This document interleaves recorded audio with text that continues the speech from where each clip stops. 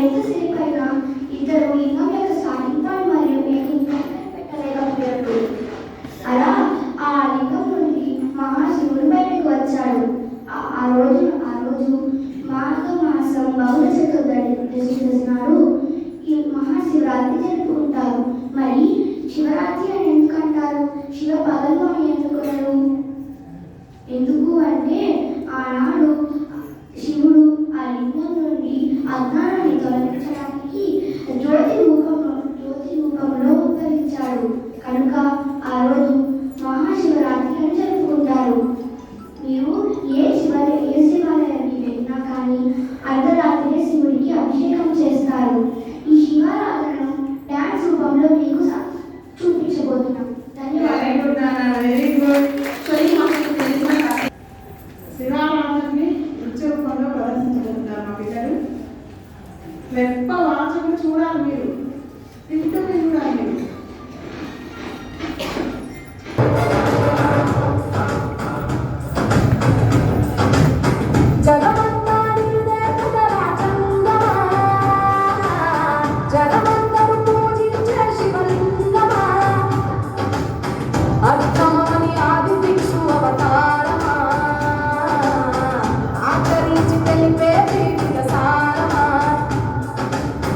నాకు